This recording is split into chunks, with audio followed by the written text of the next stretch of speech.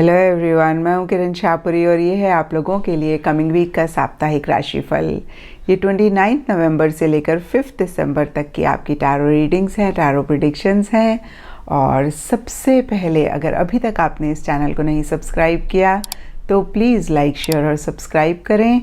इसके साथ साथ अगर आप डेली टैरो रीडिंग में इंटरेस्टेड हैं तो आप मेरा इंस्टा पेज भी विज़िट कर सकते हैं, जिसका लिंक आपको नीचे डिस्क्रिप्शन बॉक्स में मिल जाएगा। और दूसरी बात, इस रीडिंग को आप किसी भी साइन के हिसाब से देख सकते हैं।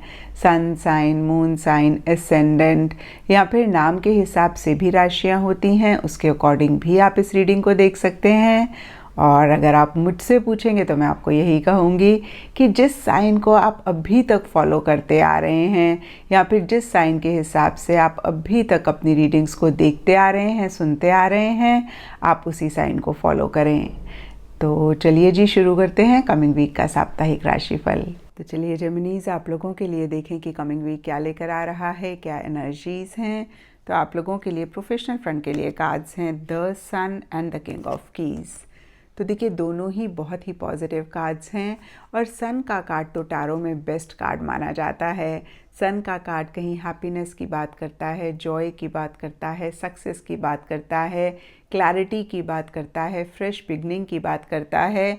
और कुछ ऐसा ही इन जनरल या फिर स्पेसिफिकली आपके प्रोफेशनल फ्रंट में रहता हुआ दिख रहा है, जहाँ पे पीछे किसी भी चीज़ पे अगर आप एफर्ट कर रहे थे, मेहनत कर रहे थे, तो उसी से ही रिलेटेड एक सक्सेस, एक पॉजिटिव आउटकम आपको इस वीक मिलता हुआ दिख रहा है।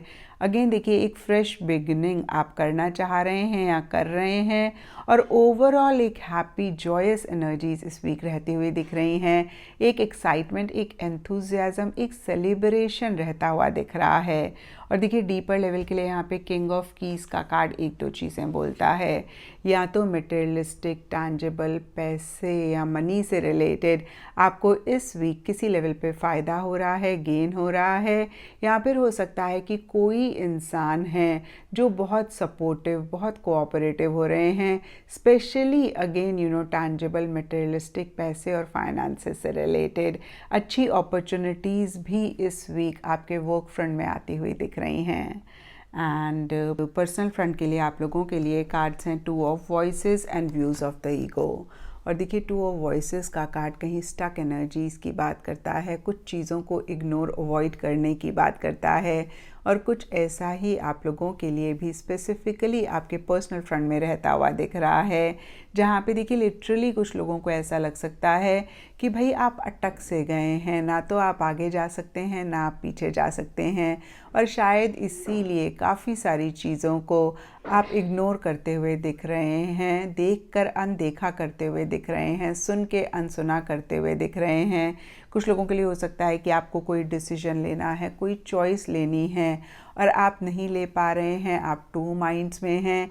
एक मन आपका कुछ और कहता है, दूसरा मन कुछ और कहता है। तो फिर से देखिए, एक इनडिसाइसिव सी, एक इन एक्शन वाली, एक स्टक वाली एनर्जीज इस वीक आपके पर्सनल फ्रंट में रह रही हैं। और यहाँ पे सबके लिए डिफरेंट रीजंस हो सकते हैं, क्योंकि ये जनरल रीडिंग है।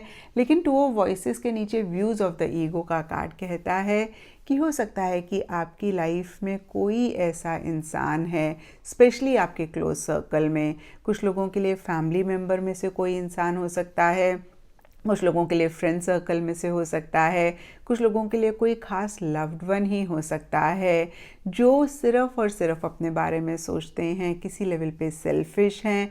और कहीं आप बहुत टाइम से इनको टॉलरेट कर रहे हैं, इस उम्मीद से कि शायद अब ये ठीक हो जाएंगे, शायद अब ये आपको समझेंगे, शायद अब ये आपके प्यार को, आपके एफ़र्ट को, आपके लव को एक्नॉलेज करेंगे। और देखिए, व्यूज़ ऑफ ईगो का कार्ड कहता है कि ये इंसान कभी भी नहीं सुधरेंगे और ये कभी भी आपको नहीं समझेंगे। और अगर आप इन पे अपना टाइम और एनर्जी इन्वेस्ट कर रहे हैं तो कहीं आप ठीक नहीं कर रहे हैं, या फिर आपको इस चीज़ को समझना है और ज़्यादा टाइम एनर्जी इनके ऊपर आपने नहीं वेस्ट करना है।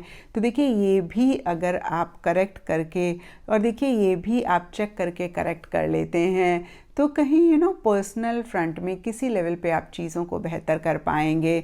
और दूसरी बात देखिए, अगर कोई डिसीजन आप अवॉइड कर रहे हैं क्योंकि वो डिफ़िकल्ट डिसीजन है, तो इसको भी आप ज़रूर चेक करके करेक्ट करें।